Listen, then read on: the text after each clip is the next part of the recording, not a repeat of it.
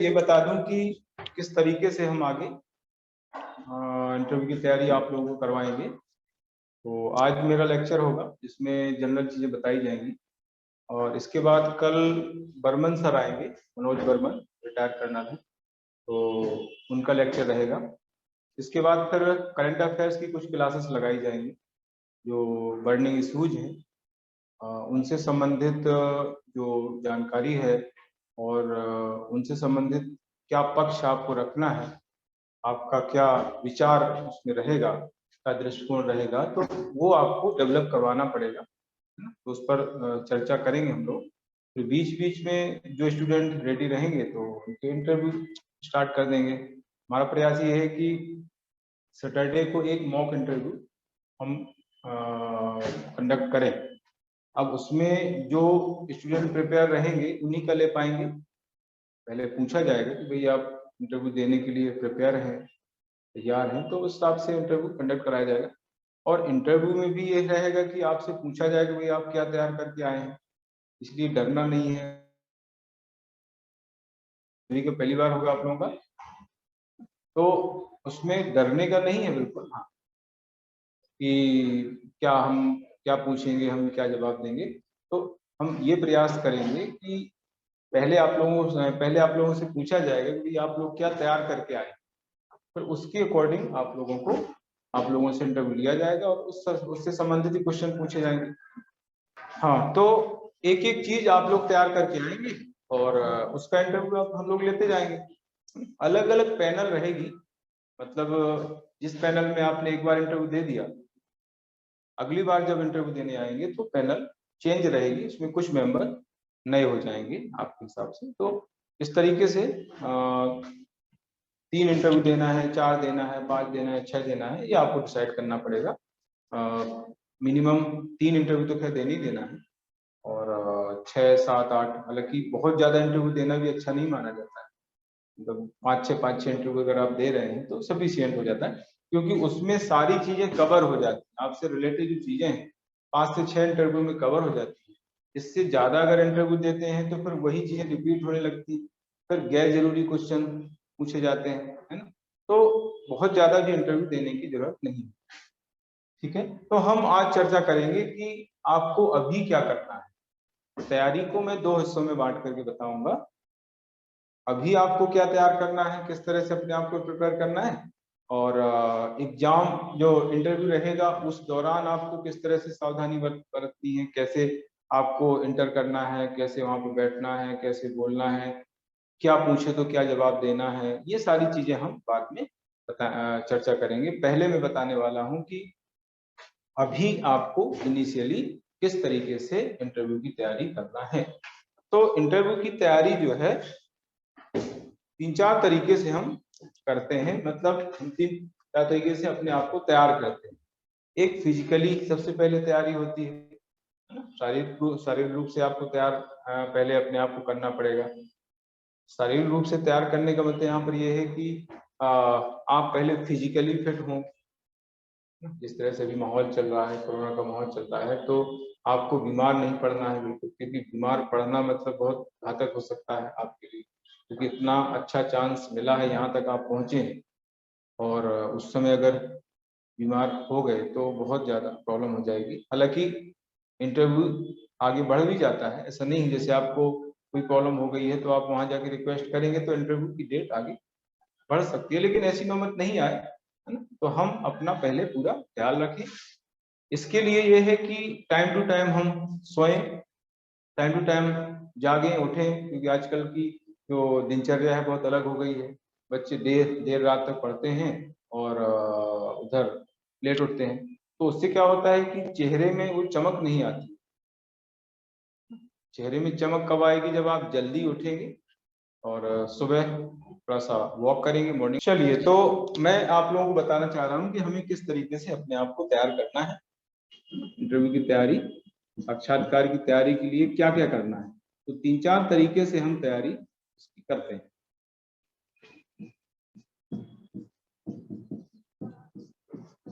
तो सबसे पहले जो तैयारी हमारी होती है वो शारीरिक रूप से।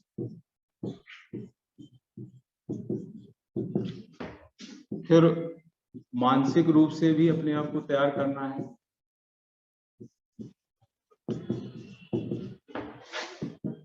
फिर व्यवहारात्मक तरीके से,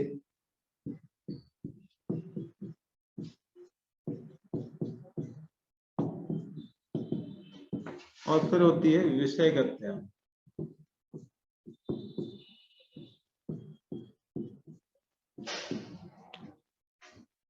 हाँ, तो शारीरिक, मानसिक, व्यवहारिक, व्यवहारात्मक और विषय। तो इसके लिए मैंने आप लोगों को बताया कि मॉर्निंग में आप उठें और वॉक करें, योग वगैरह, प्राणायाम वगैरह, एक्सरसाइज, बहुत ज्यादा नहीं, हल्की एक्सरसाइज। बहुत ज्यादा एक्सरसाइज करने से भी जो है वैसे वीकनेस जैसी आ जाती है। अगर आप पहले नहीं कभी की है और एकदम से आप करने लग जाएंगे तो उससे फिर चेहरे में वीकनेस दिखती है। तो बहुत नॉर्मल आपको एक्सरसाइज करना है। इससे क्या होगा, और खाने पीने का विशेष ध्यान रखना है। स्पाइसी खाना नहीं लेना है, हेल्दी फूड लेना है, फ्रूट वगैरह है ना, दूध वगैरह है, बादाम वगैरह, इसका सेवन करेंगे, फ्रूट वगैरह लेंगे, हरी सब्जियां खाएंगे, अंकुरित वगैरह चीजें जो रहती हैं उसका सेवन करेंगे। तो इससे क्या होगा कि हमारी फिटनेस अच्छी रहेगी और चेहरे में एकदम चमक देगी। क्योंकि उसको जो है, उनको ऐसा व्यक्ति सिलेक्ट करना है जो मेच्योर हो, है ना, जिसके चेहरे में एकदम चमक हो और एडमिनिस्ट्रेशन का उसमें एटीट्यूड होना चाहिए। तो ये चीज जैसे आप एंटर करेंगे वो तुरंत जो है वो आप भाप लेंगे कि ये व्यक्ति एडमिनिस्ट्रेशन में जाने योग्य है या नहीं, है ना। आप अगर मुरझाया हुआ चेहरा लेके जाएंगे, है ना, यहाँ पर कई बच्चों को क्या रहते हैं, यहाँ पर गड्ढे रहते हैं, ब्लैक ब्लैक यहाँ पर निशान पड़ जाते हैं ना आंखों के नीचे। तो इस तरीके से जो है आपको अपना पहले चेहरा जो है चमकाना है। अपने चेहरे को चमकाने के लिए सारी चीजें करना पड़ेगी। ये होती है फिजिकली तैयारी। इसके बाद मानसिक रूप से तैयार करना है अपने आप को। मानसिक रूप से तैयार करने का मतलब होता है कि हमें जो है ये मान लेना है कि हमारा सिलेक्शन होगा। हमेशा जो है खुश रहे, प्रसन्न रहे, है ना, और सहज रहे। किसी से बात करें तो खुश होकर बात करें, है ना। और अपने आप को जो है ये मान लें कि हमें पोस्ट मिलना है, हम एक एज ए प्रशासनिक अधिकारी, तो उस तरीके से जो है आपको अपना बिहेवियर करना है। और व्यवहारात्मक तरीके का मतलब होता है कि आपका जो बोलचाल है उसमें आपको चेंज लाना पड़ेगा। बोलचाल में चेंज लाना पड़ेगा मतलब ये है कि किसी से जब बात हम करते हैं तो रफ लैंग्वेज यूज नहीं करें, है ना। नॉर्मली क्या होता है, यार दोस्त रहते हैं, रोज मिलते हैं, तो उनसे जो है किसी भी तरीके से बातचीत हम करने लगते हैं। तो यहाँ पर जो वर्ड यूज करें वो पारिभाषिक वर्ड यूज करें जो हिंदी में हम पढ़ते हैं, है ना। और गुड मॉर्निंग है, गुड आफ्टरनून है, गुड इवनिंग है, इस तरह की हैबिट आपको डालना पड़ेगा। क्योंकि अभी अगर ये हैबिट डल गई तो वहां पर आपको फिर अलग से ये चीज नहीं करना पड़ेगी। ये फिर व्यवहार में चीज आ जाती है कि कोई भी हमें मिलता है तो हम जो है उससे इस तरह से बिहेव करते हैं। तो ये तैयारी के ही हिस्से हैं। अब अगर जैसे आप ऐसा करेंगे तो सामने वाले को थोड़ा सा और लगेगा कि इसको क्या हो गया है, क्या करने लगा है ना। क्योंकि अभी हम इस तरह से नहीं पेश आते, जब इस तरह से पेश आएंगे तो उसको हो सकता है कहे कि यार ये क्या हो गया, इसकी तबीयत से पूछेगा तबीयत सही है कि नहीं। लेकिन अब ठीक है, हमें करना पड़ेगा क्योंकि हमें तैयारी करना है इंटरव्यू की। ठीक है, तो ये व्यवहारिक तैयारी। विषयगत तैयारी, इसमें जो आपके सब्जेक्ट हैं उनको हमें तैयार करना है, न्यूज़पेपर वगैरह से तैयार करना है। अब मैं इसको लेकर के आपको पूरी डिटेल बताने वाला हूँ कि इसमें क्या क्या चीजें आपको करना है। विषयगत तैयारी मेन तैयारी है ना, ये तो वैसे भी चलती रहेगी। सबसे मेन तैयारी है आपकी ये। तो इसमें जो आपका व्यक्तिगत विवरण पत्रक होता है उसमें आपके नाम से स्टार्ट होता है, वहीं से जो है आपका इंटरव्यू स्टार्ट होता है। आपका नाम उसमें लिखा रहता है, आपने निकाल लिया होगा ना फॉर्म, किसी सभी ने निकाल लिया है ना? तो वो व्यक्तिगत विवरण पत्रक जो होता है उसकी 6 प्रतियां कराई जाती है, उसमें लिखा हुआ है 6 प्रतियां करा करके आपको वहां पर सबमिट करना है। वो 6 प्रतियां जो होंगी वो जो भी इंटरव्यू लेने वाले हैं उन सभी में डिस्ट्रीब्यूट हो जाती हैं और उसी बेस पर आपका इंटरव्यू रहता है। मतलब इंटरव्यू का बेस वही है जो आपने भर करके उनको दिया है, आप अपनी जानकारी उनको भरी है, वही जानकारी जो है आपको इंटरव्यू के लिए आप यूज में आई, है ना, उस जानकारी के आधार पर ही आपको जो है इंटरव्यू देना ये। तो उसमें सबसे पहले जो होता है आपका नाम रहता है, तो अपने नाम से संबंधित आपको जो है जानकारी करना है। आपका नाम जो है उस नाम का क्या मतलब होता है, उसमें अगर कोई संधि है, कोई समास है, तो वो आपको तैयार करना पड़ेगा, है ना। मतलब सबसे पहले आपको अपने बारे में जानकारी करना है।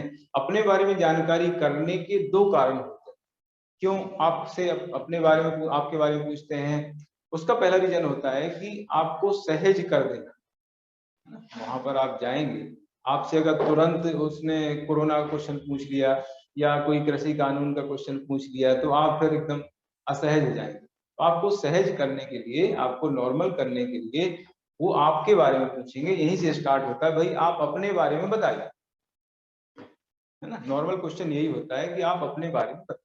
अब आप अपने बारे में क्या बताएंगे उस पर हम चर्चा करेंगे। मैं पहले पूरा बता देता हूँ कि क्या क्या आपको तैयार करना है, क्या पूछे तो क्या जवाब देना है, उस पर हम चर्चा अभी आगे करेंगे।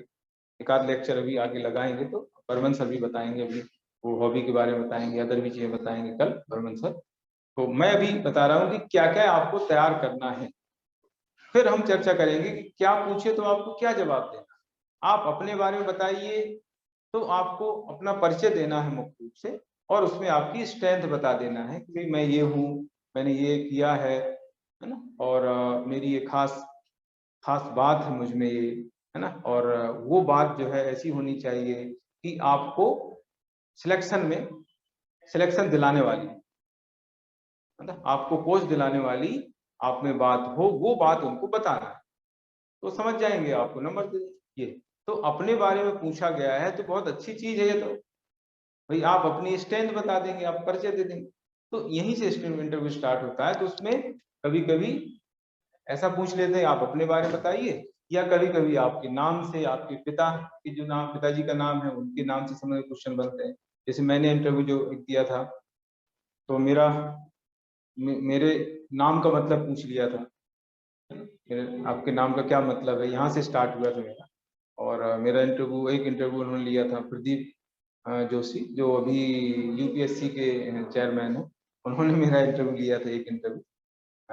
उस समय यहाँ के चेयरमैन थे बीपीएससी के, अभी यूपीएससी के चेयरमैन बन गए हैं, तो उन्होंने इंटरव्यू दिया। तो उन्होंने स्टार्ट यहीं से किया कि आपके नाम का अर्थ क्या है ऐसा। तो मैंने पूरा अपना नाम अखिलेश मेरा नाम है, तो अखिल धन ईश होता है ना। अखिल धन ईश, इसमें गुण स्वर संधि होती है। अखिल का मतलब ये संपूर्ण होता है, ईश का मतलब देता, संपूर्ण की देता। इस तरह से मैंने उनको एक्सप्लेन करके बताया। तो ऐसे आप लोगों का जो नाम है, उनके नाम में अगर कोई संधि है, कोई समास है, तो उनको बताना पड़ेगा भाई ये संधि है, समास है। इस तरह से उसको विच्छेद करेंगे, समास विग्रह करेंगे, इसका ये मतलब होगा। आपका फिर सरनेम देखेंगे, सरनेम में कुछ अलग हट की चीज है। नॉर्मल सरनेम रहते हैं तो उसमें क्वेश्चन नहीं बनते हैं, उसमें अगर कुछ अलग हट के सरनेम है तो वहां से क्वेश्चन बन जाते हैं। फिर आपके पिताजी का नाम आएगा, तो पिताजी के नाम में कुछ खास मतलब है उसका, वो पूछ लेंगे। या उनसे जुड़े हुए कोई हस्तियां हुई हैं प्रशासनिक क्षेत्र में, राजनीतिक क्षेत्र में, कुछ ऐसे नाम हुए हैं जो फेमस हैं, अभी हैं, पहले हुए हैं, तो उनके बारे में पूछ लो, भाई इस नाम का कोई फेमस व्यक्ति रहा है कि आपके नाम का या आपके पिताजी के नाम का, तो उनके बारे में आपको डिटेल करना पड़ेगी। ठीक है। इसके बाद फिर आपका आता है डेट ऑफ बर्थ। तो डेट ऑफ बर्थ में डेट आपकी उन्होंने देखी कि भाई ये इसकी डेट है, जैसे किसी की 11 जुलाई डेट है ना, किसी की 29 अगस्त डेट है, तो उसके बारे में तुरंत उनके दिमाग में आएगा ये दिवस इस समय होता है, तो पूछ लेंगे इस दिन क्या हुआ था, कौन सा दिवस मनाया जाता है। फिर आपके ईयर रहेगा, डेट ऑफ बर्थ जो है उसका ईयर रहेगा, तो उस ईयर में कोई खास घटनाक्रम हुआ था, घटना घटित हुई थी, तो उसके बारे में पूछेंगे, तो वो आपको तैयार करके रखना है ना। अपने डेट, अपने बर्थ की डेट, उसमें जो खास चीजें हुई हैं उसके बारे में, और जो आपका ईयर रहा है उसके बारे में आपको तैयार करना है। इसके बाद फिर आपका जन्म स्थान आता है फॉर्म के, उसमें क्रम से मैं चल रहा हूँ उस फॉर्म में। इसके बाद आएगा जन्म स्थान, जन्म स्थान है, फिर तहसील है ना, और फिर जिला है, फिर राज्य है, ये पूरा उसमें दिया रहता है। तो आपको अपने गांव, तहसील, जिला, इसके बारे में पूरी डिटेल जानकारी करना होती है। एक ब्रॉड चीज है ये, इसमें बहुत सारी चीजें आपको तैयार करनी, पूरी डिस्ट्रिक्ट की जानकारी, उसकी जो है ऐतिहासिक जानकारी, उसकी भौगोलिक जानकारी, उसकी प्रशासनिक जानकारी, उसकी राजनीतिक जानकारी, ये सारी चीजें आपको देखना पड़ेगी। उस वहां का इतिहास क्या रहा है ना, उसकी भौगोलिक पृष्ठभूमि क्या रही है, क्या है अभी वहां पर स्थित है लोकेशन वगैरह, वहां पर क्या वहाँ की जलवायु कैसी है, वहां पर नदी कौन सी होती है, पर्वत है, पहाड़ है, पठार है, मैदान है, क्या है वहां पर। इसके बाद आर्थिक जानकारी, मतलब वहां पर क्या खनिज होते हैं, कौन सी फसलें उत्पादित होती हैं, कौन से वन है, वनोत्पाद हैं, तो ये पूरी डिटेल आपको आर्थिक जानकारी के अंतर्गत करना पड़ेगी। ठीक है। इसके बाद आता है प्रशासनिक जानकारी, वहां पर कितनी तहसीलें हैं, कितने विकास खंड हैं, फिर प्रशासनिक अमला कौन कौन से है, डिप्टी वहां पर एसडीएम कौन है, तहसीलदार कौन है, एसपी, कलेक्टर, है ना। तो ये पूरा प्रशासनिक अमला आपको देखना पड़ेगा। इसके बाद राजनीतिक जानकारी का मतलब है वहां पर जो विधानसभाएं हैं, उस डिस्ट्रिक्ट में विधानसभाएं कितनी हैं, कौन कौन सी हैं, विधायक कौन से हैं, संसदीय सीट लगभग एक ही रहती है, तो संसदीय सीट कौन सी है, क्या नाम है उसका, कौन अभी सांसद है, कौन विधायक है। तो ये पूरी डिटेल आपको अपने डिस्ट्रिक्ट के संबंध में जाननी पड़ेगी। उस डिस्ट्रिक्ट की खास बात क्या है, वो डिस्ट्रिक्ट जो है क्यों जाना जाता है, क्यों चर्चित है ना। उस डिस्ट्रिक्ट में कोई घटनाक्रम अगर हुआ है तो वो तो आपको जरूर देखना पड़ेगा। करंट अफेयर से संबंधित कोई चीज वहां पर घटित हुई है इस दौरान, बीच में 1-2 महीने में, तो आपको उसकी डिटेल पूरी करना पड़ेगी। जैसे मंदसौर है, जैसे मंदसौर, अब मंदसौर की घटना बहुत पुरानी हो गई, लेकिन वो देखेंगे मंदसौर तो तुरंत उनके दिमाग में आएगा कि मंदसौर में जो गोलीकांड हुआ था वो दिमाग में आएगा, उससे संबंधित क्वेश्चन पूछ लेंगे, जबकि बहुत पुरानी बात होगी। तो क्या होता है कि देखो, इंटरव्यू जो होता है, इंटरव्यू में कोई ऐसा क्राइटेरिया फिक्स नहीं है कि क्या पूछे वो, सिर्फ वो फॉर्म है जो आपने फॉर्म अपने हाथ से फिल करके दिया है, उसी बेस पर जो है आपको सारी चीजें पूछी जाएंगी। जो उन्होंने चीज पढ़ी और उनके दिमाग में क्लिक हुआ, वही चीज उन्होंने पूछी, ये खास बात होती है। तो इसके बाद ये हो गया। इसके बाद फिर आती है क्वालिफिकेशन, आपकी फॉर्म में आगे क्वालिफिकेशन आई। अब क्वालिफिकेशन से संबंधित बहुत सारी चीजें पूछी जाती हैं। जैसे अब स्कूल का नाम लिखा रहता है, तो स्कूल में किसी पर्टिकुलर किसी महापुरुष के नाम पर स्कूल का नाम है, जैसे जवाहरलाल नेहरू है, इंदिरा गांधी है, राजीव गांधी है, अटल बिहारी वाजपेयी है, जो भी पहले हुए हैं, तो उनके बारे में क्वेश्चन तुरंत पूछेंगे, इनके बारे में आप क्या जानते हैं, क्या खास है। तो कोई कॉलेज, स्कूल, यूनिवर्सिटी किसी भी महापुरुष के नाम पर है, किसी व्यक्ति के नाम पर है, तो उसकी डिटेल आपको डिटेल जानकारी करना पड़ेगी। जैसे सागर विश्वविद्यालय, डॉक्टर हरि सिंह और विश्वविद्यालय से कहीं किसी ने जो है कोई डिग्री ली है, तो उनके बारे में उसको तैयार करना पड़ेगा। जीवाजीराव विश्वविद्यालय है ना, जो भी विश्वविद्यालय है या कॉलेज है, जो भी नाम है, मतलब कहीं कहीं तो स्कूल के नाम का नाम भी ऐसे ही रहता है, और कॉलेज का नाम भी है, और यूनिवर्सिटी के नाम भी इस तरह का है, तो आपको तीन तीन लोगों के बारे में तैयारी करना पड़ेगी। फिर उधर सब्जेक्ट आते हैं।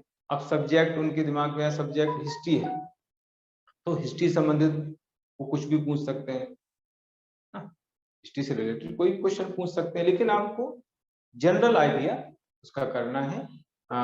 बहुत डेप्थ में जाके ऐसे नहीं पूछा जाएगा। वैसे हिस्ट्री तो सब्जेक्ट ऐसा है कि आपको यहाँ भी पीएससी में पढ़ रहे हैं, लेकिन आपको कोई ऐसी सन वगैरह नहीं पूछेंगे, है ना? जैसे उसने पूछ लिया भाई अशोक और अकबर दो महान राजा हुए, तो आप किसको ज्यादा महान मानते हैं? आप अशोक को मानेंगे कि अकबर को मानेंगे? फिर आप बोलेंगे हम अशोक को मानेंगे। क्यों मानेंगे? अकबर तो ज्यादा महान है, क्योंकि अकबर तो मुस्लिम होते हुए भी उसने धार्मिक सहिष्णुता का पालन किया। अशोक के समय में तो ऐसा कोई प्रॉब्लम ही नहीं थी, हिंदू मुस्लिम में कोई था ही नहीं, तो आप उसको क्यों मान रहे हैं? तो आपको जो है जस्टिफाई करना पड़ेगा। सिर्फ कह देने से नहीं होगा कि हम अशोक को महान मानते हैं, अकबर को नहीं मानते हैं। आप किसी को कहें, चाहे अकबर को कहें चाहे अशोक कहें, लेकिन आपको प्रूव करना पड़ेगा कि हम क्यों ऐसा कह रहे हैं। सबसे मेन चीज होती है वहां पर जस्टिफाई करना, वही चीज आपको सिखाई जाएगी, और यही इंटरव्यू होता है। सिर्फ कह देने से काम नहीं चलेगा। जैसे अब मेंस में क्या होता है, मेंस में हम क्या करते हैं, लिख के आ जाते हैं, अब वहां पर कोई पूछने वाला तो है नहीं कि भाई अब आपने ये क्यों लिखा है ऐसा, ना, आपने वहां पर लिख दिया, खत्म हो गया, उसने चेक कर। लेकिन यहाँ पर आपको सामने बोलना है, तो जो भी आप बोलेंगे उसका क्रॉस क्वेश्चन जरूर होगा। तो आप सोच समझ करके कम वर्ड्स में चीजों को बोलें, जो चीज आपको पूछी गई है केवल उसी के बारे में बताएं, और उसमें कुछ ऐसे वर्ड्स यूज कर दें और उस वर्ड्स का मीनिंग आप पहले से तैयार रखें, और फिर वो उनको पूछने दें, फिर आप जवाब दें, फिर कुछ ऐसी चीज उसमें बोलें जिससे वहां से क्वेश्चन बने, आप उसको पहले तैयार करके रखें। तो इस तरह से तैयार किया जाता है कि हमारे अनुरूप ही पूरा इंटरव्यू चले, हम जो बोले उसमें से कोई चीज वो निकाल के पूछ लें, हम उसको पहले तैयार करके गए, इस तरीके से। तो वही तैयारी होती है इंटरव्यू की तैयारी में, यही होता है कि हमें जो है जो भी बोलना है बहुत सोच समझ के बोलना है, कम वर्ड्स में बोलना है, और लिमिटेड वर्ड का यूज करना है, पारिभाषिक वर्ड का यूज करना है। जो वर्ड हम यूज कर रहे हैं उसके बारे में हमें पहले से जानकारी होना चाहिए, ऐसा वर्ड वहां पर यूज नहीं करें जिसके बारे में हमें पता ही नहीं। ठीक, तो ये क्वालिफिकेशन की बात हो गई। क्वालिफिकेशन में जो आपके सब्जेक्ट रहे हैं, आपने बीएससी किया हुआ है, बीए किया हुआ है, एमए किया हुआ है, एमएससी किया हुआ है, एमकॉम किया, जो भी किया है, उनसे संबंधित सब्जेक्ट के बारे में जानकारी जरूर पूछी जाती है। आप ये नहीं वहां कह सकते हैं कि सर हमें टाइम हो, ऐसा आप बोलना भी नहीं, इससे बहुत इरिटेट होते हैं, कुछ बोलते हैं ज्यादा लोग, सर हमें तो 3-4 साल हो गए, 5 साल हो गए, भूल गए। तो इस तरह की वर्डिंग वहां पर यूज नहीं करें, आप उसको तैयार कर लें। अगर आपको ऐसा लगता है कि ज्यादा डेप्थ में जा रहे हैं, तो हमारे पास सबसे बड़ा हथियार है सॉरी। सॉरी एक सबसे बड़ा हथियार रहता है इंटरव्यू। आप बहुत सहजता से, सरलता से, स्माइल के साथ सॉरी बोल दें, बस कोई टेंशन नहीं है ना। अगर आपने सॉरी नहीं बोला है तो आपसे वो पूछते जाए, है ना, उनका मकसद होता है कि भाई सॉरी तो बुला के रख रहना है, कुछ भी हो जाए सॉरी तो मैं बुलाऊंगा ही, है ना। तो आप ज्यादा घूमे नहीं, वो घुमाने का प्रयास करेंगे, है ना। कई बार क्या होता है कि एक झूठ बोला तो उसके चक्कर में 10 झूठ बोलना पड़ता है।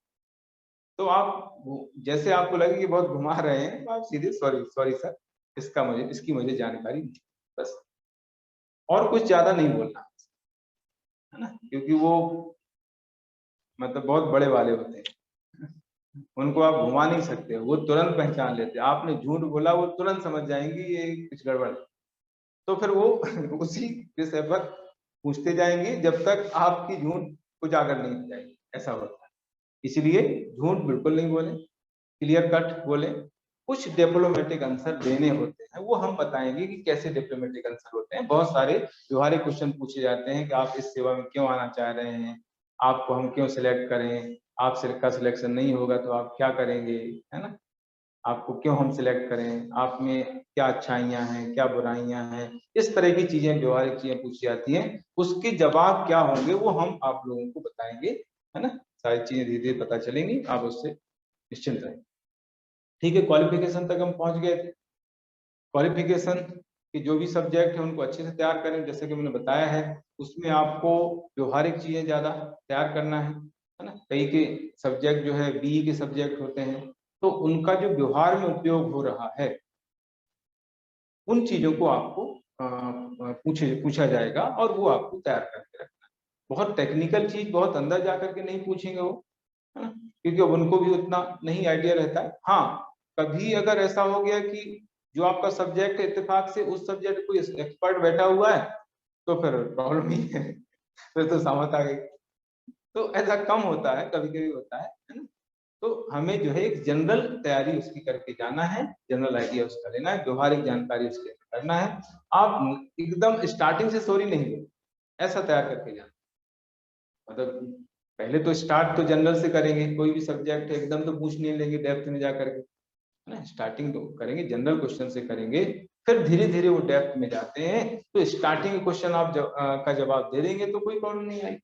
अगर आप स्टार्टिंग से ही सॉरी बोलना स्टार्ट कर दिया तो फिर बहुत प्रॉब्लम हो जाएगी, तो कहेंगे अरे ये तो कुछ भी नहीं है, इसको तैयार है, फिर ये कैसे इसके पेपर भी ऐसे ही गए होंगे, फिर इसका सिलेक्शन फिर नहीं होगा। तो वो सब आकलन इस तरह से करते हैं। सॉरी बोलना कोई बुरी बात नहीं है, सॉरी तो सब बोलते हैं, सॉरी तो बोलते ही बोलते हैं। जैसे अब मेंस में क्या होता है, मेंस में छूटता सबका, ऐसे ही वहां पर जैसे मेंस में छूटना वैसे वहां पर सॉरी बोलना, है ना। तो मेंस में जैसे छोड़ के आते हैं सब, थोड़ा बहुत छोड़ के आते हैं, वैसे वहां पर सब सॉरी बोलते हैं। कोई ज्यादा सॉरी बोलता है, जैसे किसी मेंस में किसी का ज्यादा छूटता है, किसी का कम छूटता है, वैसे यहाँ पर है कि कम, कोई इंटरव्यू में कम सॉरी बोलता है, कोई ज्यादा सॉरी बोलता है, बोलते सब है सॉरी। और वो बुलवा के ही रहते हैं, उनका रहता है कि बुलवा के ही छोड़ेंगे सॉरी, कैसे नहीं बोलोगे, क्योंकि वो अंदर डेप्थ में चले जाते हैं, उनको नॉलेज अच्छा रहता है। ठीक है, तो ये यहाँ तक हो गया। इसके बाद फिर आता है एक सेवा का आता है, लोक सेवा। मतलब आप क्या सरकारी नौकरी में हैं तो उसका पूरा विवरण, अगर आप सरकारी नौकरी में हैं तो उसका विवरण दें। तो जो सरकारी नौकरी में रहते हैं उनसे उससे संबंधित क्वेश्चन जरूर पूछें, और उनका जो इंटरव्यू है वो पूरा उसी बेस पर चलता है। जो भी नायब तहसीलदार है, पटवारी है, जो भी है, सीटीआई है, तो उसको जो है बहुत डिटेल में जानकारी करना हो, पूरा इंटरव्यू उसी बेस पर उनका होता है। तो आप लोगों की तो किसी की जॉब नहीं है ना। इसके बाद फिर उसमें कॉलम आता, आगे आता है खेलकूद। क्या आपने खेलकूद गतिविधि में हिस्सा लिया था? अगर आप खेल कूद गतिविधि में हिस्सा लिया है तो उस खेल की पूरी डिटेल आपको करना पड़ेगी, उसमें कॉलम रहता है। फिर उसमें नीचे आता है एनसीसी का आता है कॉलम, एनसीसी आपने की है, कौन सा सर्टिफिकेट आपके पास, ए है, बी है, सी है, तो आपको उसमें फिल करना होता है। तो उसमें एनसीसी संबंधी सारे क्वेश्चन आपको पूछे जाते हैं, बहुत सारे क्वेश्चन पूछे जाते हैं। इसके बाद फिर आगे फॉर्म में आता है अभिरुचि वाला, लास्ट में अभिरुचि आती है, कौन सी ऐसी आपकी विशेष बात है जो आपके चयन में सहायक हुई है या हो रही, अभिरुचि। तो उसको फिर देख करके वहां से क्वेश्चन पूछते हैं। अभिरुचि आपको जो है एक क्रिएटिव तैयार करना है, उसको आप छोड़े नहीं।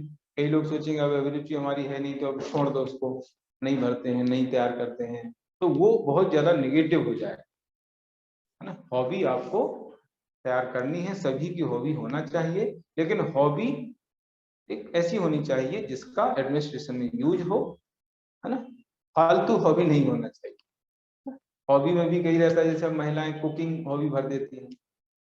अब महिलाओं की का काम कुकिंग तो है ही, उसमें हॉबी की क्या बात है ना। तो ऐसी हॉबी जो है ज्यादा, हम जैसे अब आप तैयारी कर रहे हैं मेंस की प्री की, आप बोलते हैं कि मेरी स्टडी करना, अध्ययन करना मेरी हॉबी है, तो अध्ययन करना तो मजबूरी है ना, अब ये हॉबी कहाँ से होगी। तो हॉबी जो है प्रासंगिक होना चाहिए, क्रिएटिव होना चाहिए, जिसका एडमिनिस्ट्रेशन में यूज हो, उसको जो है आपको तैयार करना है।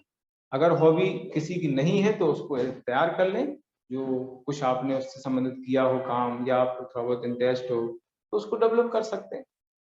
लेकिन करें, अभी टाइम है, ये आराम से होगी आपकी तैयार हो सकती है, उसकी तैयारी अच्छे से करना है। और उससे क्या होता है कि एक फील्ड हमें मिल जाता है, हम जो है एक उनको क्षेत्र दे देते हैं और उसको हम तैयार करते हैं, उससे क्वेश्चन बनते हैं और वहां से हम अच्छा कर सकते हैं उस फील्ड में। मतलब आप जो है अपनी तरफ से एक एरिया उनको दे रहे हैं और उस एरिया से संबंधित क्वेश्चन वो करेंगे, आपने पहले से तैयार कर रखा है और आपसे वो चीज बन जाएगी, वो तो अच्छी चीज है। तो ये पूरे फॉर्म से संबंधित चीजें मैंने आप लोगों को स्टार्टिंग से यहाँ तक बताई, ये लास्ट है। तो ये पूरा एक इस तरह से आपका इंटरव्यू चलेगा। और इंटरव्यू स्टार्ट बायोडाटा से होता है और एंड कहाँ हो इसका कुछ कह नहीं सकते। और स्टार्ट जो करता है वो बोर्ड का चेयरमैन करता है। देखो बीच आप जब एंटर करेंगे तो पैनल पूरा 5 व्यक्तियों का, 5 सदस्य जो होते हैं उसका पैनल बैठा रहता है। बीच में चेयरमैन बैठते हैं, मतलब जो आयोग के मेंबर होंगे उनमें से एक सदस्य जो है उसमें रहेगा, चेयरमैन भी हो सकता है आयोग का, ये मेंबर भी हो सकता है, वही जो है उस बोर्ड का प्रमुख होगा, है ना। बोर्ड का एक प्रमुख होता है और वो प्रमुख कौन होगा, आयोग का सदस्य या अध्यक्ष। 2 उनके बगल में बैठे रहेंगे और 2 इधर बगल में बैठे रहेंगे, ऐसे 5 सदस्य नॉर्मली रहते हैं, कभी 6 भी बैठ जाते हैं, है ना। तो स्टार्टिंग जो होती है वो बोर्ड के चेयरमैन से होती है और वो स्टार्ट कहाँ से करते हैं, वो आपके बायोडाटा से स्टार्ट करते हैं, आपको नॉर्मल करने का वो प्रयास करते हैं। वहां पर जो माहौल रहता है बहुत अच्छा माहौल रहता है, खुशनुमा माहौल रहता है ना। आपको टेंशन कब तक रहेगा, जब आप गेट से एंट्री करेंगे वहां तक आप बैठ गए, उनका क्वेश्चन स्टार्ट हो गया, फिर आप नॉर्मल हो गए, फिर बीच में हंसी मजाक भी चलती रहती है ना। आप इंटरव्यू दे रहे हैं और उनके आपस में हंसी मजाक स्टार्ट हो गई, ऐसा भी होता है। हम इंटरव्यू देने आए, पहले टेंशन जरूर होगा, लेकिन वहां पर बैठने के बाद जब इंटरव्यू स्टार्ट होगा, आपका क्वेश्चन पूछे जाएंगे, तब आप बिल्कुल सामान्य हो जाए। तो मैं इसलिए बोल रहा हूँ कि आपको ज्यादा टेंशन नहीं लेना, आप सहज रहें, है ना। इंटरव्यू की तैयारी बहुत ज्यादा उसको हल्के में भी नहीं लेना है, और बहुत ज्यादा उसमें आपको टेंशन भी नहीं करना है। इंटरव्यू की तैयारी अच्छे से करें। तो यहाँ तक हो गया। आपका जो फॉर्म है उससे संबंधित क्वेश्चन सारे ऐसे बनेंगे, है ना। तो मैंने अभी क्या बताया है कि जो फॉर्म होता है व्यक्तिगत विवरण पत्रक, उससे संबंधित स्टार्टिंग से लेकर एंड तक क्या क्या चीजें पूछी जाती हैं, किस तरह से उसको आपको तैयार करना होता है, तो वो मैंने अभी तक आपको बताया हुआ है। इसके बाद फिर न्यूज़पेपर संबंधी चीजें, मतलब करंट अफेयर संबंधी चीजें उसको जरूर पूछी जाती हैं। मतलब कुछ ऐसी चीजें हैं जो आपसे पूछी ही जाए, गारंटी। एक तो आपके बारे में, आपके नाम के बारे में, पिताजी के नाम के बारे में, आपके होम डिस्ट्रिक्ट के बारे में, आपके गांव के बारे में, ये तो पूछना है। और हॉबी आपकी अगर थोड़ा सा क्रिएटिव है तो हॉबी के बारे में पूछना है। आपके सब्जेक्ट संबंधी, आपके जो ग्रेजुएशन संबंधी सब्जेक्ट हैं वो पूछना है। तो ये आपको पहले तैयार करके रखना, आज से ही इनकी तैयारी स्टार्ट कर दें। और इसमें अगर किसी प्रकार की कोई कठिनाई आती है, कुछ भी दिक्कत आती है, तो आप पूछ लें कि सर इसको कैसे तैयार करें, इसमें क्या क्वेश्चन बन सकते हैं, वो हम पर्सनली सबको अलग अलग बताएंगे, क्योंकि ये सबके अलग अलग, इसकी तैयारी सबको अलग अलग करना, बायोडाटा संबंधी तैयारी सबकी अलग अलग रहेगी। कुछ चीजें कॉमन हैं, जैसे करंट अफेयर्स, ये कॉमन है, सभी को तैयार करना है ना। सभी से इनको पूछना है करंट अफेयर्स संबंधी। तो करंट अफेयर्स के जो मुद्दे रहते हैं, बहुत पुराने भी आपको नहीं तैयार करना है। कई बच्चे का एक साल का करंट अफेयर्स सब में इंटरव्यू में तैयार करते हैं, कोई फ्री थोड़ी हम दे रहे हैं कि 1 साल का करंट अफेयर तैयार। 1 साल में जो ऐसी घटनाएं घटित हुई हैं जो इम्पोर्टेंट हैं, ऐतिहासिक हैं, जिनका इतिहास में इम्पोर्टेंस है, उनसे संबंधित जो उनको छांट लें। हम वैसे यहाँ पर करवाएंगे, अभी 1-2 दिन बाद करंट अफेयर्स की क्लासेस स्टार्ट होंगी, तो उसमें जो है वो जो करंट इश्यूज हैं वो आपको करवा देंगे, लिखवा देंगे, और उन पर चर्चा होगी, और उन पर आपका व्यू क्या रहेगा उसको डेवलप करवाया जाए कि इस जो ये इशू है इस पर आपको क्या बोलना है, अपना किस तरह से पक्ष रखना है। ये सबसे इम्पोर्टेंट बात होती है। उसकी जानकारी होना इम्पोर्टेंट नहीं है, उस पर आप अपना पक्ष रखना इम्पोर्टेंट, क्योंकि जानकारी तो खैर होती है, जानकारी तो सबको रहती है। अब जानकारी तो खैर करनी पड़ेगी, तभी तो आप उसको अपना पक्ष रख पाएंगे, है ना? जैसे मैंने पहले भी बताया है कि किसी भी कोई भी घटना है, दुर्घटना है, समस्या है, मुद्दा है, विषय है, उसको जो है हम 3 तरीके से देखते हैं। इसको कहा जाता है FCR। कोई भी समस्या, मुद्दा, विषय, उसको हम 3 एस्पेक्ट से देखते हैं। उसके 3 एस्पेक्ट्स होते हैं। F का मतलब होता है फैक्ट, है ना। F का मतलब क्या है? फैक्ट। C का मतलब फैक्ट्स, कॉजेज और रेमेडीज। 3 एस्पेक्ट से हम किसी भी समस्या को, किसी भी मुद्दे को, किसी भी विषय को देखते हैं। तो उसमें सबसे पहले देखते हैं उसके फैक्ट क्या है, फैक्चुअल जानकारी उसकी क्या है, उसकी डिटेल क्या है, तो उसको बोलते हैं F यानी फैक्ट्स। C का मतलब होता है कॉजेज। कॉजेज मतलब उसके क्या रीजन है, क्या कारण है। कोई भी समस्या हुई, कोई भी घटना घटित हुई है, दुर्घटना हुई है, तो उसके कुछ ना कुछ कारण जरूर होंगे। तो पहले हम उसके बाद हम कारण जानने का प्रयास करेंगे, कॉजेज। और R का मतलब होता है रेमेडीज। रेमेडीज का मतलब होता है उसके क्या उपचार है ना। कारण जानेंगे फिर उसका निवारण क्या है, कारण के आधार पर निवारण होता है ना। तो रेमेडीज मतलब होता है उसका निवारण, उसके लिए क्या हम उपचार कर सकते हैं। तो हर घटना को, दुर्घटना को, समस्या को, मुद्दे को FCR एस्पेक्ट से हम समझते हैं, है ना। ये नजरिया है किसी चीज को देखने का, है ना। और ये इंटरव्यू में खास तौर से हमें देखना होता है। और इसके लिए इसकी तैयारी कैसे करना है, इसमें हम क्या करेंगे, तो इसके लिए न्यूज़पेपर एक बेस होता है, सभी पढ़ते ही न्यूज़पेपर, है ना। न्यूज़पेपर में 2 न्यूज़पेपर आप लोगों को पढ़ने पड़ेंगे, है ना। 2 न्यूज़पेपर में एक तो नेशनल हो गया, नेशनल न्यूज़पेपर में हिंदुस्तान भी है, जैसे अब इंग्लिश जिसका है तो द हिंदू पढ़ते हैं, हालांकि द हिंदू में तो बहुत सारी चीजें रहती हैं, है ना। हिंदी अगर देखना है जैसे आप इंग्लिश मीडियम तो जनसत्ता देख सकते हैं, हिंदुस्तान, जनसत्ता, 2 नेशनल पेपर, अच्छे पेपर है ये। और इंग्लिश में द हिंदू बेस्ट पेपर रहता है।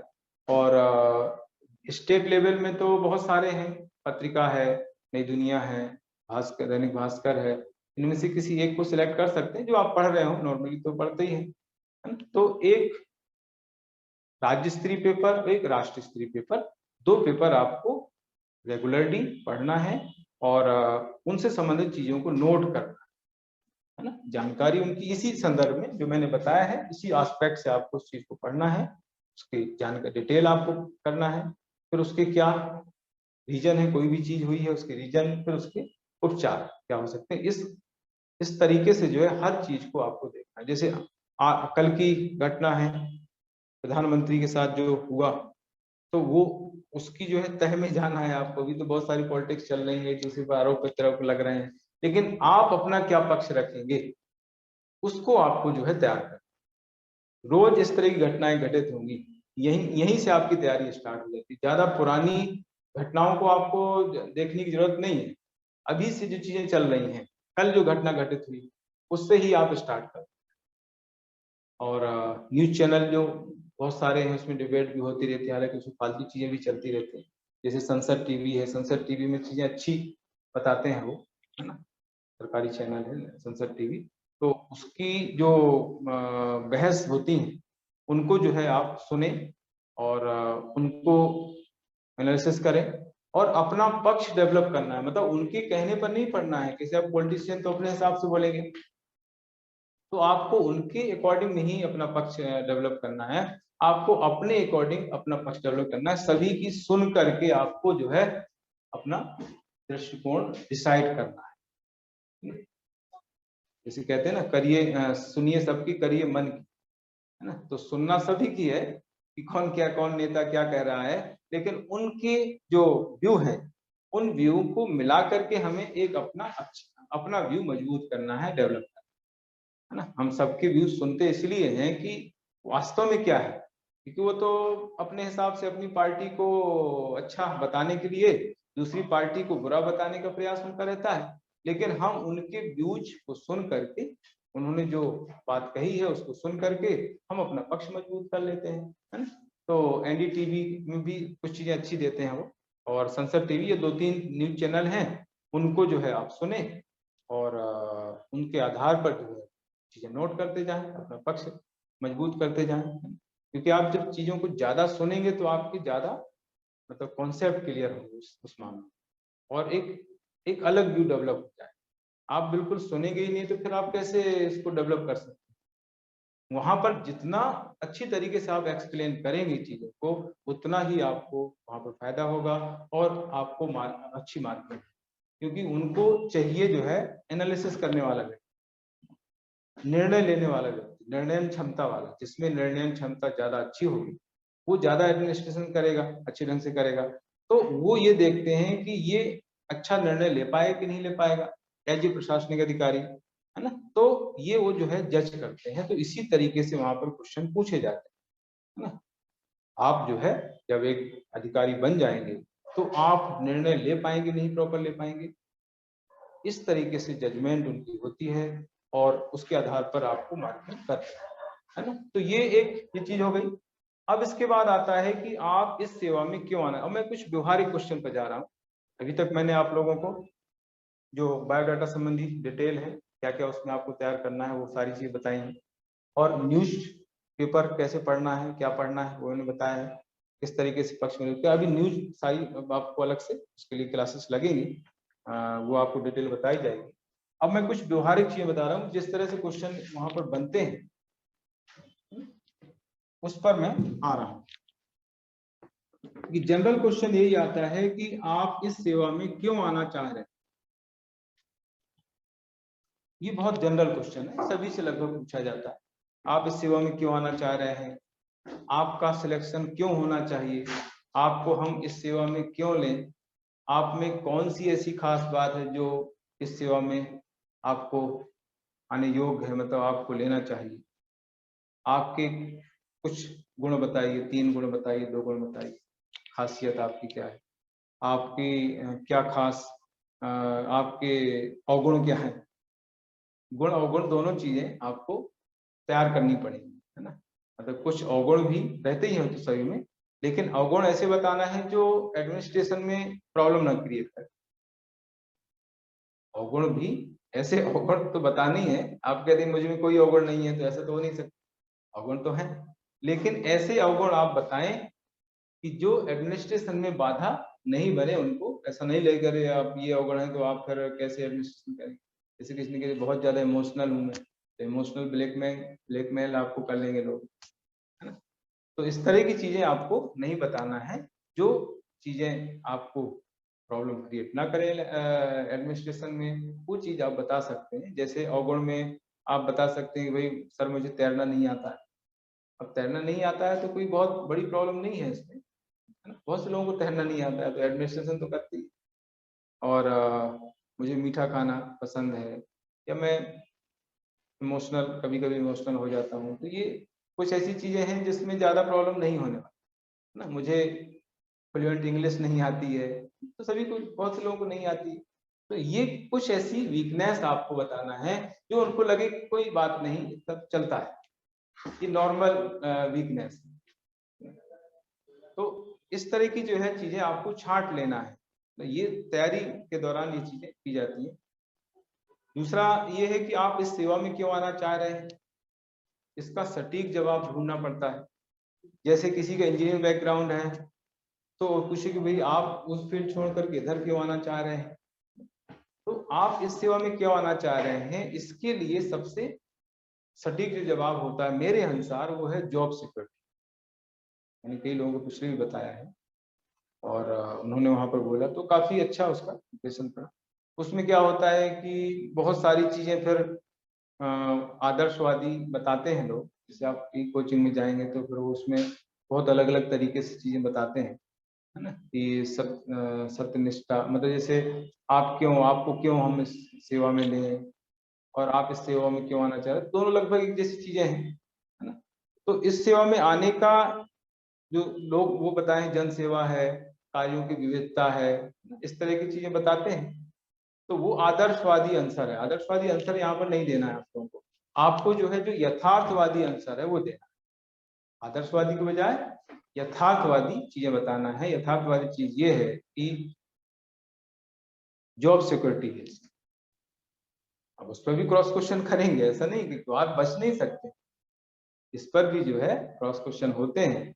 लेकिन वो हकीकत है कि अदर सेक्टर्स में जॉब सिक्योरिटी नहीं है, इस सेक्टर में जॉब सिक्योरिटी है, तो जॉब सिक्योरिटी सबसे पहले चाहिए, है ना। सबसे पहले हम सेवा में रहेंगे तो आगे कुछ कर पाएंगे ना। बाकी प्राइवेट सेक्टर में तो कुछ भी नहीं है। प्राइवेट सेक्टर में तो आज आप काम करके आ रहे हैं और कल पता चला आपको हटा दिया जाए, लेकिन यहाँ पर ऐसा नहीं है। अनुच्छेद जो 311 है उसकी कृपा दृष्टि है सभी पर, कि ऐसे हटाया नहीं जाता है। उसका हवाला भी, आप उसका उल्लेख भी कर सकते हैं, आर्टिकल का उल्लेख कर सकते हैं, और अच्छा। कभी अगर वो पूछे कि भाई आप कैसे करें जॉब सिक्योरिटी, तो आप 311 का उल्लेख कर दें। आप सब जानते हैं कि 311 की कृपा दृष्टि हम पर है, रहेगी, मतलब अभी जो लोक सेवक उन पर है, और हम पर भी हो जाएगी आगे, तो बिना जांच के आधार पर नहीं हटाया जा सकता है। तो ये एक बड़ा रीजन है। और दूसरा ये, जैसे अब गर्ल्स हैं तो गर्ल्स से पूछे भाई आप क्यों स्वयं आना चाहिए, तो वो थोड़ा सा वो अलग डिप्लोमेटिक बता सकते हैं कि हमारे समाज में जो है लड़कियों को ज़्यादा नहीं पढ़ाया जाता है, तो मैं उनके लिए सिलेक्ट होकर उनके लिए रोल मॉडल बनना चाहती हूँ। इस तरह से ये भी बताया जा सकता है ना, कि हमारे समाज में जो है ज़्यादा पढ़ाई लिखाई पर ध्यान नहीं रहता है, कम उम्र में जो है मैरिज हो जाती है ना? तो उनको मुझे बताना है कि भाई लड़कियां भी आगे बढ़ सकती हैं, तो मैं उनके लिए रोल मॉडल बनना चाह रही हूँ, उनके लिए जो है इंस्पिरेशन के लिए जो है मैं ये इस फील्ड में आना चाह रही हूँ। ये एक एक अच्छा आंसर हो सकता है गर्ल्स के लिए। तो ये है इस तरीके से क्यों सेवा में आना चाह रहे हैं। फिर इसके बाद बहुत सारे हैं कि ग्रामीण परिवेश का मैं रहने वाला हूँ, वहाँ पर बहुत सारी समस्याएं मैंने महसूस की हैं, तो उन समस्याओं का निराकरण मैं जो है इस सेवा में रहकर अच्छे तरीके से कर सकता हूँ, इसलिए जो है मैं सेवा में आना चाह रहा हूँ। ये 2-3 पहलू अलग अलग हम दे सकते हैं, है ना। और भी हम आगे अलग अलग पृष्ठभूमि के लोग हैं उनके अकॉर्डिंग जो है फिर आंसर होता है। इसमें मैंने महिलाओं को लेकर के लड़कियों के हिसाब से एक आंसर बताया। जॉब सिक्योरिटी तो सभी को लगभग बताना है, सभी के लिए वो जरूरी वो आंसर है। फिर अलग अलग पृष्ठभूमि वालों के लिए, जैसे शहरी पृष्ठभूमि का है तो उसके लिए थोड़ा सा अलग आंसर रहता है, ग्रामीण पृष्ठभूमि वाला है तो उसके लिए अलग आंसर रहता है। तो अलग अलग फिर थोड़ा सा 1-2 पॉइंट चेंज हो जाते हैं। बाकी पहला पॉइंट जो है इसका, क्यों सेवा में आना चाह रहे हैं, तो वो आपको बोलना ही है। इसमें ज्यादा कोई क्रॉस क्वेश्चन नहीं होंगे और एकदम यथार्थवादी आंसर, है ना। टॉपिक ही हो जाए महिलाओं से रिलेटेड टॉपिक, मतलब उसमें जो है महिलाओं की समस्याएं क्या है। मत जैसे पूछ लिया कि भारत में महिलाओं की सबसे बड़ी समस्या क्या है भारत में, मध्य प्रदेश में, तो आपको एक सटीक जवाब तैयार करके रखना पड़ेगा कि महिलाओं की ये सबसे बड़ी समस्या है, उसको जस्टिफाई करना पड़ेगा। तुरंत क्रॉस क्वेश्चन करेंगे, भाई ये भी तो है, आप ऐसा कैसे कह रहे हैं कि ये, तो उसका जो है एक सही जवाब तैयार करना पड़ेगा। आपके नजरिए से क्या बड़ी समस्या, महिलाओं के साथ भेदभाव हो रहा है, ये एक भी समस्या है। महिलाओं के साथ दुष्कर्म की समस्या है, उत्पीड़न की समस्या है, ये एक समस्या है। तो आपके नजरिए से आपको बताना है, फिर उसमें क्रॉस क्वेश्चन बनेंगे, उनको आपको तैयार करना है। महिलाओं के लिए आप क्या करना चाहेंगी, है ना। आप एक अधिकारी बनने जा रही हैं तो महिलाओं के लिए आप क्या कदम उठाएंगे, पहला काम महिलाओं के लिए आप क्या करेंगे। मतलब आपका अपॉइंटमेंट होगा, आप पदस्थ जैसे होंगी वैसे ही आप महिलाओं के लिए एक काम क्या करें, सबसे बड़ा काम, तो ये आपको तैयार करके रखना है। इसके अलावा महिलाओं संबंधी कार्यक्रम बहुत सारे जो चल रहे हैं मध्य प्रदेश में, पूरे भारत में, वो कार्यक्रमों की पूरी डिटेल आपको होना चाहिए, है ना। कोई भी कार्यक्रम, पर्टिकुलर कार्यक्रम भी पूछ सकता है। उस समय अगर कोई नया कार्यक्रम स्टार्ट हुआ है महिलाओं संबंधी, वो आपको पूछा जा सकता है उस समय।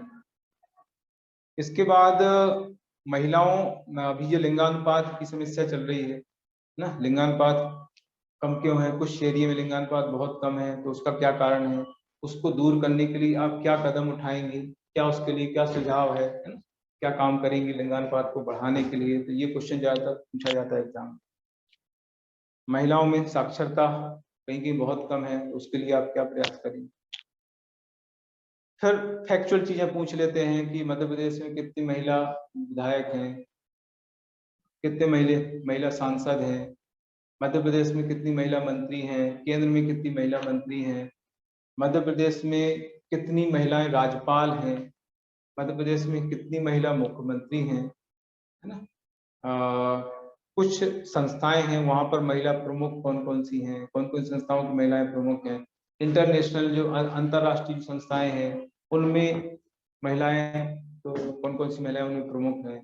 तो ये महिला संबंधित एक टॉपिक ही आप लोगों को तैयार बहुत डिटेल में, क्योंकि महिला से ये चीज तो पूछते पूछते हैं, तो एकदम ये भी सॉलिड में बता रहा हूँ कि लड़की है या महिला है, उससे संबंधित, मतलब उससे जो है महिलाओं से रिलेटेड कुछ ना कुछ क्वेश्चन तो स्पेशल पूछते ही, है ना। तो ये एक पूरा आपको टॉपिक ही तैयार करना पड़ेगा आप लोगों को महिलाओं से रिलेटेड, योजनाएं हैं जो भी है महिला संबंधित सारी चीजें आपको तैयार करना पड़ेगी। तो ये इस तरीके से जो है ये हॉबी को मैंने बताया है कि कल बर्मन सर आएंगे, तो हॉबी की जिस जो भी समस्या है उसमें आप उनसे प्रश्न कर सकते हैं। तो वो आपको हॉबी संबंधी जो प्रॉब्लम आ रही है किसी को, तो वो सॉल्व कर देंगे कल वो, है ना। कई लोगों को अभी ये है कि हॉबी हम क्या रखें, किसी की कोई हॉबी नहीं है तो हॉबी सिलेक्ट करने में प्रॉब्लम आ रही है ना। तो उनसे जो है आप कंसल्ट कर सकते हैं, उनसे राय ले सकते हैं, तो क्लियर बता देंगे क्या है। और बाकी जो बची हुई चीजें हैं उस पर हम बाद में चर्चा करेंगे। अभी तो क्या है कि व्यवहारिक जो क्वेश्चन है बहुत सारे हैं, उन पर हम आगे बीच बीच में चर्चा करेंगे। अब एक लेक्चर में लूंगा कि अब जब आप एग्जाम देने जाते हैं तो उस समय कैसे क्या करना, कैसे जवाब दें। हालांकि जब हम मॉक इंटरव्यू लेंगे तो उसमें भी चीजें पता चलती रहेंगी, लेकिन एक क्लास उसकी भी लेना पड़ेगी कि एग्जाम देते समय हमें, इंटरव्यू देते समय हमें किस तरीके से अपने आप को वहां पर रखना है, किस तरह से बर्ताव करना है, क्या करना है क्या नहीं करना है, ये सारी चीजें भी आप लोगों को बताना चाहिए, है ना। ठीक, तो इसमें किसी को कुछ पूछना है तो पूछ सकते हैं। जैसे भी इनिशियल चीजें जो आपको तैयार करना है वो मैंने बताई हैं, आगे फिर और अदर चीजें बताएंगे। तो किसी को कोई डाउट है तो पूछ सकता है। हाँ, बोर्ड के बारे में हाँ,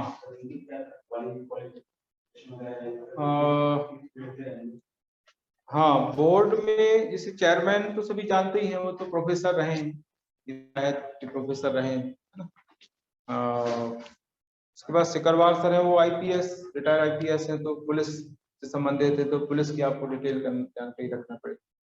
और चंद्रशेखर रैकवार हैं, वो वकील हैं ना, वकील है, उनका वकील पेशा है चंद्रशेखर रैकवार। और मरकाम मेरे ख्याल से हेल्थ से संबंधित है, मरकाम हेल्थ उनका रहा है व्यवसाय, है ना, हेल्थ ही है ना। तो ये है, तो इनका जो पृष्ठभूमि, इनका बैकग्राउंड रहा है, उससे संबंधित आपको तैयार करके जाना पड़ेगा कि कोई भी बोर्ड आपको मिल सकता है वहां पर, है ना। ये 4-5 जो एरिया हैं उनको आप तैयार कर लें, तो वो उनसे संबंधित क्वेश्चन पूछ सकते हैं। ये तो होता है नॉर्मली, जो जिस फील्ड का व्यक्ति होता है, मेंबर होता है, उस फील्ड से संबंधित क्वेश्चन करता है, तो वो आपको तैयार कर लेना है। और ये बोर्ड तो इनको तो बैठना ही बैठना है, बोर्ड में जो चेयरमैन होता है वो सदस्य या अध्यक्ष ही होता है आयोग का, तो वो तो बोर्ड में बैठेगा ही, तो उनसे संबंधित जो भी उनका जो बैकग्राउंड है उसके बारे में कर। और कोई क्वेश्चन किसी को पूछना हो?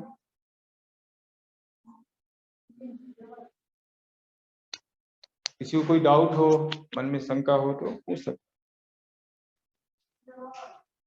तो कल का टाइम यही रहेगा, बर्मन सर आएंगे, 2:30 बजे का टाइम रहेगा। और फिर कल क्या हो गया, कल फ्राइडे है ना, हाँ, तो सैटरडे को फिर मॉक इंटरव्यू रहेगा, जिसको देना हो हम बात कर लेंगे आप लोगों से। आप लोगों में से कोई अगर मॉक इंटरव्यू देना चाहे, है ना, उसमें थोड़ा सा हिम्मत जुटाना पड़ेगी। अभी तो बच्चे आनाकानी करेंगे, कह अभी नहीं देंगे, अभी नहीं देंगे, लेकिन हिम्मत तो जुटानी पड़ेगी, है ना। प्रयास स्टार्ट तो करना पड़ेगा किसी न किसी को, एक दो स्टार्ट करेंगे फिर और लोगों की हिम्मत बनेगी, है ना। तो सैटरडे को जो भी देना चाहे तो वो नाम यहाँ पर लिखवा दें, तो इंटरव्यू ऐसे स्टार्ट हो जाएंगे। फिर करंट अफेयर्स की क्लासेस लगानी है ना, रोहित सर हैं, कुछ मैं लूंगा, कुछ रोहित सर जो करंट अफेयर्स लेते हैं तो वो कुछ क्लासेस लेंगे। और फिर मॉक इंटरव्यू चलते रहेंगे, बीच बीच में क्लासेस भी लगते रहेंगे, क्योंकि करंट अफेयर्स तो अभी चलता रहेगा, नए नए जो है सूझ जाएंगे अभी, है ना। तो उन सभी पर आपका पक्ष मजबूत करना है, मेन चीज जो रहती है। तो मॉक इंटरव्यू और ये दोनों पैरेलल चलते रहे। ठीक है, तो समझ में आई चीजें कि नहीं? सारी चीजें आ गई समझ में, क्या क्या करना है, क्योंकि ज्यादातर लोग पहली बार ही दे रहे हैं, इसलिए मैंने इनिशियल चीजें बताई हैं बहुत। सिम्मी तो दे चुकी है, और कोई दे चुका है कि आप दे चुकी है ना? कब दिया था आपने? 17 वाला दिया। हाँ, तो सिम्मी आपने तो 18 वाला वो AR का दिया। सौरभ मिश्रा जो टॉपर रहे ना, 2016 के थे ना मेरे ख्याल। हाँ, तो वो भी लेंगे। यहाँ अगर नहीं आ पाए तो फिर वो ऑनलाइन ही उनको ऐड करके, और वो भी आप लोगों को गाइड करेंगे। 2016 के टॉपर सौरभ मिश्रा, उनसे भी आज ही सर की बात हुई है, टीकमगढ़ में है TM वो। ठीक है, ओके, थैंक यू।